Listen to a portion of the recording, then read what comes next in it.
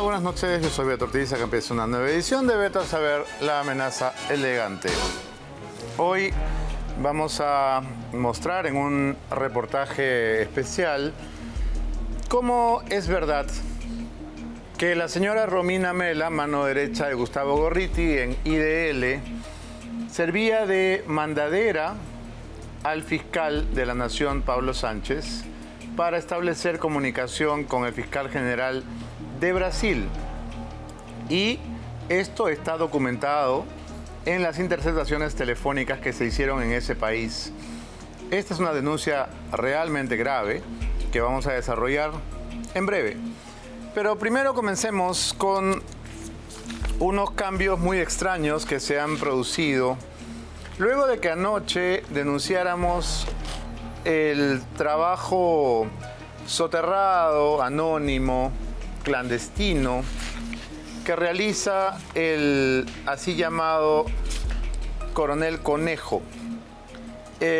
Sucede que se han producido una serie de cambios luego de este reportaje que nos preocupan porque se trata de oficiales que garantizaron, por ejemplo, que el operativo de seguimiento y videovigilancia contra Martín Vizcarra fuera eficaz.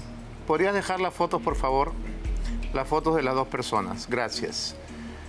Hasta el día de hoy, Luis Alberto Silva Collazos, coronel de la Policía Nacional, estaba encargado del seguimiento y la videovigilancia de investigados como Martín Vizcarra y Edmer Trujillo, entre otros casos que lleva adelante el equipo especial de apoyo al equipo especial de fiscales contra la corrupción del poder. Es un nombre un poco largo, pero el equipo especial de la Policía Nacional que apoya al equipo especial de fiscales contra la corrupción en el poder. Y sucede que el día de hoy, de manera totalmente sorprendente, inopinada, se ha cambiado a este oficial que tenía este encargo y se le ha reemplazado por José Luis Alarcón Camacho, que es un oficial que tiene un par de antecedentes preocupantes. El señor Alarcón Camacho estuvo involucrado en la fuga de Inostroza y también tuvo a su cargo, podríamos decir entre comillas, la vigilancia y el rastreo del ministro de Transporte Juan Silva, a quien todavía no se encuentra. Entonces, ¿por qué nos preocupa? Nos preocupa porque claramente el ministro del Interior está haciendo estos cambios para proteger a la presidenta Dina Boluarte y a su entorno más cercano. Estos son los policías que protegen al prófugo Cerrón, los policías que protegen al entorno más cerrado de la presidenta de la República. Entonces, que se coloque ahí a un hombre de confianza del Conejo, Martín González, quiere decir que esto es una orden que viene directamente del ministro del Interior y que podría boicotear y echar por tierra las investigaciones que con bastante eficacia está haciendo el equipo especial. Entonces, ¿qué pasa aquí? El ministro del Interior necesita un agente que le diga lo que está haciendo el equipo especial. El ministro del Interior no puede y no debe inmiscuirse en el trabajo del Ministerio Público. Y sin embargo, al hacer estos cambios raros, al sacar a estos oficiales de puestos estratégicos y colocar a sus ayayeros, a sus incondicionales, en el caso de la gente del Conejo, lo que garantiza es el fracaso de los operativos. Lo que garantiza es que los investigados sean avisados y estos operativos, obviamente, se frustren. Esa es, al parecer, y esta es una opinión, la razón por la cual han puesto a este ministro del Interior que no tiene la menor idea de qué hace ahí sentado. Este ministro del Interior tiene el encargo de boicotear, de frustrar determinados operativos que tienen por objeto allanar, detener a personajes que al gobierno no le conviene que se investiguen. Entonces, así como a Martín Vizcarra se le ha ido filtrando información, ahora, con este cambio, poniendo a Alarcón, que es mano derecha del conejo, lo que están consiguiendo es frustrar el trabajo de investigación del equipo especial.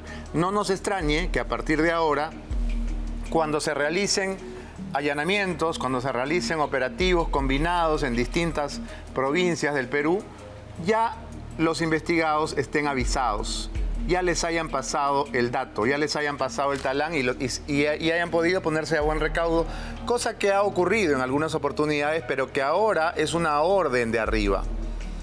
Entonces, creemos que este cambio, el que aparece en pantalla, responde a eso, responde a una orden de entorpecer la investigación, de ponerle obstáculos y piedras en el camino al equipo especial para que no pueda seguir adelante con su trabajo. Vamos a estar sumamente vigilantes con cómo opera este nuevo oficial, este nuevo coronel Alarcón Camacho, que no es otra cosa que un súbdito, un servidor del tristemente célebre Conejo, a quien en un reportaje mostró anoche Ismael Tazaico. Y hablando justamente de nuestro compañero Tazaico, vamos a abrir el programa con un reportaje que nos parece sumamente alarmante. Hemos obtenido documentación exclusiva judicial llegada desde el Brasil que corresponde a las interceptaciones telefónicas en las que, por supuesto, aparecen centenares, miles de comunicaciones de WhatsApp. Interceptaciones legales, por supuesto. Y dentro de estos centenares de personajes aparece un nombre para nosotros conocido. Se trata de la periodista Romina Mela, mano derecha de Gustavo Gorriti, quien, de acuerdo a lo que se lee en estos WhatsApps, se comunicaba incluso con el fiscal brasileño Deltan Dallagnol. ¿Quién es Deltan Dallagnol? Podríamos decir que es algo así como el Vela Barba de Brasil, salvando las distancias. Es el fiscal que tenía a su cargo la mega investigación del caso Lava Jato. ¿Qué tenía que hablar la periodista Romina Mela con el fiscal que tenía a cargo este caso? ¿Eran entrevistas? ¿Eran preguntas periodísticas? No. De acuerdo a lo que se lee en estos WhatsApps, Romina Mela, de IDL, mano derecha de Gustavo Gorriti, era una especie de emisaria o de mandadera entre el fiscal de la Nación, Pablo Sánchez, y el fiscal Deltan Dallagnol en el Brasil. Y esto es sumamente grave, porque las comunicaciones entre pares, entre iguales, entre fiscales, tendrían que hacerse o de manera oficial o quizá de manera informal, pero directa. Pablo Sánchez tendría que haber levantado un teléfono y conversado con el fiscal brasileño Deltan Dallagnol, pero no lo hacía él. Lo hacía Romina Mela, de quien ha dicho Jaime Villanueva tenía un escritorio, ¿se acuerdan?, en la oficina de la Fiscalía. Entonces, esta comunicación nos muestra que efectivamente la señora Romina Mela excedía con creces su rol de periodista y de algún modo se arrogaba atribuciones que le permitían ser una vocera del fiscal de la Nación del Perú, al punto de coordinar acciones, invitar a eventos y una serie de mensajes sumamente complicados, comprometedores, porque esas gestiones tendría que haberlas hecho o el fiscal o, en su defecto, la oficina de imagen, la oficina de prensa del Ministerio Público o algún funcionario de la Fiscalía, y nunca una periodista que en este caso trabaja para una ONG que todos conocemos cuál es su función y cuál es su color y cuál es su verdadera naturaleza. Este reportaje demuestra finalmente que IDL manejaba al fiscal de la Nación del Perú. Veamos. Negaron su complicidad hasta el cansancio, pero documentación judicial llegada desde Brasil los desmiente. La Fiscalía de Perú está organizando una conferencia internacional sobre corrupción y lavado de dinero personificada en el caso de Lava Jato desde la perspectiva de la investigación fiscal, pero también con la participación de periodistas de investigación. Las autoridades peruanas, especialmente la Fiscalía General de la Nación, están muy ansiosas por invitarlo como orador. Quien envía este mensaje de invitación al fiscal brasilero Deltan Dallagnol, coordinador del equipo de fiscales Lava Jato en su país, no es una gentil secretaria del Ministerio Público, tampoco la encargada de las relaciones públicas de la Fiscalía. Es la periodista disque independiente, mano derecha de Gustavo Gorriti, Romina Mela. También sería una buena oportunidad para coordinar acciones puntuales con el fiscal de la Nación, Pablo Sánchez. ¿Quién sería el funcionario designado en su oficina para coordinar la invitación? Esperamos que te interese. ¿Por qué la fundadora de IDL Reporteros tenía que hacer esta invitación a nombre de la Fiscalía de la Nación? ¿Qué poder ostentaba para ofrecer coordinar acciones puntuales con la máxima autoridad del Ministerio Público? El fiscal de la Nación de ese entonces, el señor Pablo Sánchez Velarde, va a tener que explicarnos a todos por qué necesitaba la interacción de la representante de una organización no gubernamental con un fiscal de Brasil, que era el jefe de la fuerza de tarea, cuando además el Perú tiene firmado un tratado, un convenio de cooperación judicial que facilita todas estas cosas. Entre miles de mensajes en manos de la justicia brasilera se encuentran las comunicaciones entre Mela y el fiscal Dallagnol. No solo queda probada su cercanía, sino que demuestra también que la engreída de Gorriti gestionaba invitaciones y ofrecía encuentros con Pablo Sánchez, entonces todopoderoso, en la Fiscalía de la Nación. Querido Deltan, en primer lugar recibe un cordial saludo desde Lima, Perú. Espero que estés bien. Escribo porque Gustavo Gorriti, mi editor, y yo viajaremos a Curitiba el 27 de noviembre y nos quedaremos allí como una semana. Como ustedes saben, en IDL Reporteros estamos trabajando desde el 2015 en una investigación conjunta. Los estrechos lazos entre IDL y el Ministerio Público, los nexos durante la investigación del caso Lava Jato y las conversaciones que delatan aquel compadrazgo informativo, mediático y cómplice que todos sospechamos. En segundos, solo aquí, en Veto a Saber. La historia se remonta al 2019, cuando piratas informáticos accedieron a los teléfonos de los fiscales brasileros, hallando y luego filtrando miles de mensajes intercambiados a través del aplicativo Telegram. Se evidenciaron las coordinaciones entre el entonces juez Sergio Moro y los fiscales que investigaban la corrupción del caso Lava Jato. El jefe de aquel equipo de fiscales era Deltan Dallagnol, un personaje a que bien podríamos llamar el Rafael Vela brasilero. Se decía que era Moro quien estaba dirigiendo la estrategia de investigación, no el fiscal. Esto hizo que las autoridades judiciales brasileñas dictaran un levantamiento del secreto de las comunicaciones de Dallagnol y Moro. Y es así como se obtiene 7 teras de información de Dallagnol. Entre esta abundante información accedimos a conversaciones del fiscal Dallagnol con Romina Mela, señalada porque presuntamente usurpaba un lugar en la oficina del equipo de fiscales Lava Jato en el Perú. Según el registro, esta comunicación se dio el 25 de agosto del año 2015. La Fiscalía de Perú está organizando una conferencia internacional sobre corrupción y lavado de dinero personificada en el caso de Lava Jato desde la perspectiva de la investigación fiscal, pero también con la participación de periodistas de investigación. Las autoridades peruanas, especialmente la Fiscalía General de la Nación, están muy ansiosas por invitarlo como orador. La acuciosa investigadora continúa así su papel de relacionista pública.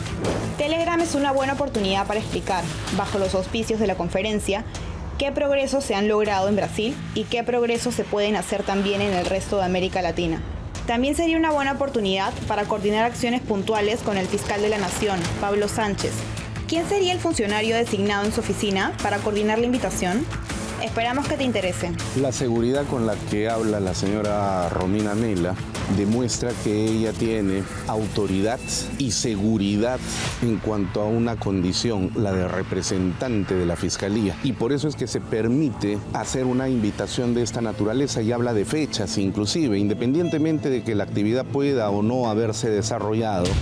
¿Cuál era el verdadero papel de Romina Mela, íntima de IDL y de Gustavo Gorriti, mientras Pablo Sánchez era fiscal de la Nación? ¿Era una especie de operadora únicamente en el caso Lava Jato? ¿Quién entregó la matriz de interceptaciones del caso Cuellos Blancos a una entidad privada y nunca mandó investigar cómo, cuándo, dónde y por qué se extravió una cosa tan importante que ha sido usada para chantajear a mucha gente en el país o para bloquear sus carreras judiciales, fiscales o políticas? ¿Cómo es que eso que estaba prohibido, conversaciones privadas, también terminaron trasladadas a manos de una organización privada? En otra conversación, Mela le comenta al fiscal brasilero Dayanol que viajaría a Brasil junto a su jefe Gustavo Gorriti y le solicita una reunión. Pero hay más. Romina, la amiga de Vela y Domingo Pérez, también participaba de un grupo donde compartían información privilegiada. Esta es una conversación de agosto del 2017. El fiscal Dayanol dice: Estimado, acabamos de enterarnos que Odebrecht tiene acceso desde diciembre a los estados de cuenta de MyWayDay que Suiza ha recuperado. Recién nos enteramos hoy a pesar que ha estado en sus manos durante meses. El retraso en la entrega es algo que hay que averiguar. Mi premura en advertir sobre esto se debe a la duración del mandato de Janot, porque puede ser muy útil para cualquier denuncia que se prepare con base en la colaboración de Odebrecht. Buscamos la versión del fiscal Pablo Sánchez y de Romina Mela, pero no la encontramos. Por supuesto que hemos tenido troles, campañas de desinformación, ataques, políticos involucrados en las revelaciones que hemos hecho que han pretendido desmentir, pero nuestras respuestas han sido hacer más y mejor periodismo de investigación. ¿Se puede, en nombre del periodismo independiente, hacer invitaciones a conferencias institucionales? ¿Debe un verdadero periodista hacer lobby con sus fuentes al punto de servir de contacto con alguna autoridad? Aquí lo que existe es la revelación de hechos que se están comprobando de manera fáctica. Y lo que se demuestra es que Romina Mela era y sigue siendo una operadora política con escritorio en el despacho de José Domingo Pérez y que además también era relacionista público del despacho de la Fiscalía de la Nación. ¿Podrá el fiscal supremo, Pablo Wilfredo Sánchez Velarde, explicar por qué utilizaba a esta señora del IDL como mandadera para realizar coordinaciones? Pablo Sánchez, el mismo que detuvo una diligencia en el IDL tras recibir una llamada de Gustavo Gorriti, debe explicar al país por qué esta periodista era su diligente emisaria con sus pares en Brasil. Quizá el ex fiscal de la Nación pretende olvidar que las invitaciones formales y solicitudes de información de casos trascendentales como Lava Jato y otros debieron hacerse siempre por los canales oficiales o por lo menos vía comunicaciones entre autoridades de similar jerarquía.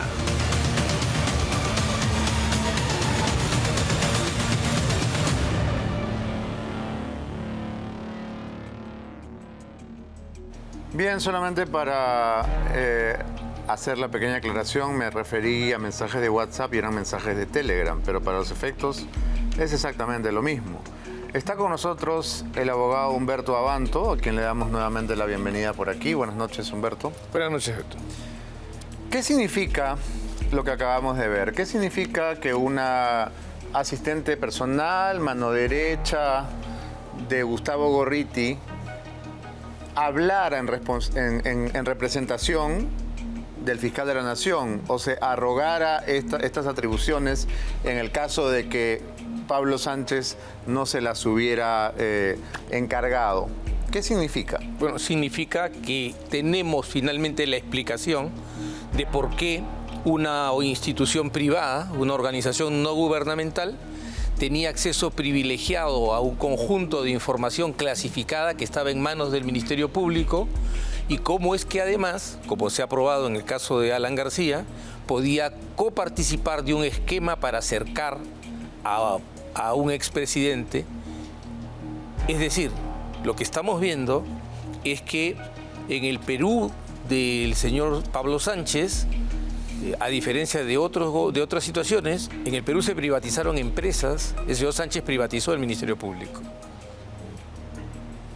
Ahora, ¿podrían decir en su defensa que el evento no se realizó ese año, que se realizó después, o que el fiscal Dalañol, nombre difícil, Dalañol, no vino, que vino otro fiscal? Pero lo cierto es que existió una resolución de la Fiscalía de la Nación del 11 de marzo del 2016 que anuncia que el Ministerio Público, en cumplimiento con su mandato constitucional, realiza el evento Cumbre de Fiscales Generales de América Latina, Estrategias en la Lucha contra el Crimen Organizado, Corrupción y Lavado de Activos. Y autorizan a la realización de este evento conformando una comisión. Y la comisión está integrada por una serie de magistrados, pero llama poderosamente la atención que dentro de la comisión, que tenía el alto encargo de organizar este evento de fiscales de toda América Latina, estaba nada menos que el magistrado Jaime Javier Villanueva Barreto, gerente central de la Escuela del Ministerio Público, vale decir, Jaime Villanueva. Entonces, aquí está firmada esta resolución por Pablo Sánchez Velarde, fiscal de la Nación, el día 11 de marzo del 2016. El evento se realizó y ¿quién fue la que dio el primer paso? La que tendió el puente, su asistente en la sombra. Así es, su relacionista público, como dijo el doctor Pacheco Mandujano, ¿no? El punto más preocupante acá es cuál ha sido la verdadera injerencia. ¿Ha sido solamente un acto de relaciones públicas o ha sido parte de lo que ha dicho el señor Villanueva de planeamiento de las investigaciones, elaboración de los pliegos interrogatorios, prácticamente conducción de la investigación fiscal? Ahora, esta noche tienes una noticia que compartir relativa a uno de los casos que has llevado a cabo y que tienen, por supuesto, que ver con este mega caso. ¿Podrías, por favor, anunciar la noticia que traes? Sí, pero antes déjame hacerte un prólogo, y es que la justicia brasileña descubrió que había un círculo perverso de trabajo en el equipo, lo que sería el equipo Lavallato allá, que se llamaba la Forza de Tarea. Los investigó, ingresó a las nubes de Dalañol y de Moro, rescató la información. Esto que están viendo ustedes, que han visto ustedes, que se ha mostrado, es información recabada por las autoridades brasileñas en un esfuerzo de investigar qué es lo que realmente había ocurrido en el caso Lavallato allá. Y encontraron estas cosas, y encontraron lo que después el juez Díaz Toffoli llamó el huevo de una serpiente que se había desatado, se había roto para producir el más grande error histórico, según su resolución. Es decir, prueba prohibida, se había chantajeado a la gente, se había extorsionado, se había adulterado pruebas. En vista de esa información, nosotros solicitamos al juez Díaz Toffoli que impidiera que en el Perú se dieran los efectos de esas pruebas prohibidas. ¿Cuándo se produjo esa solicitud? La hicimos hace más o menos 45 días. ¿En relación a un caso en particular o a toda la información? Al caso de Jaime Yoshiyama. Bien. Y el juez Díaz Toffoli nos ha contestado hoy día, lanzando una decisión que declara inútil toda la prueba aportada, recogida, entregada por la Fuerza de Tarea al equipo Lavallato, absolutamente inútil. Ha declarado que no sirve, ha suspendido los efectos del convenio de cooperación Perú-Brasil en el extremo de estas pruebas, de tal manera que el Ministerio de Justicia brasileño no va a poder autorizar que se entregue absolutamente nada, y ha ordenado terminantemente la prohibición a los testigos de Odebrecht de declarar en territorio brasileño sobre estas pruebas, porque todas estas pruebas son inválidas según la legislación brasileña. Ahora, en el caso de Yoshiyama, para ponerlo como ejemplo y la gente pueda entender,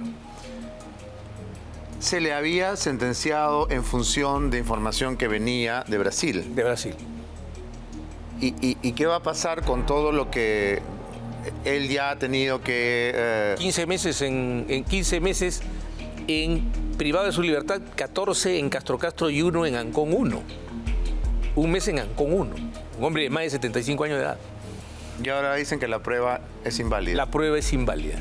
Es más, estamos esperando porque estamos revisando toda la información que hemos recabado de Brasil, porque tenemos la convicción de que hasta las famosas órdenes de pago han sido adulteradas por el Ministerio Público. Que esas órdenes de pago que se han presentado diciendo campaña nacional 3, campaña nacional 2, no son como se presentaron, sino que sufrieron una adulteración para incorporar el texto campaña nacional 2 o campaña nacional 3.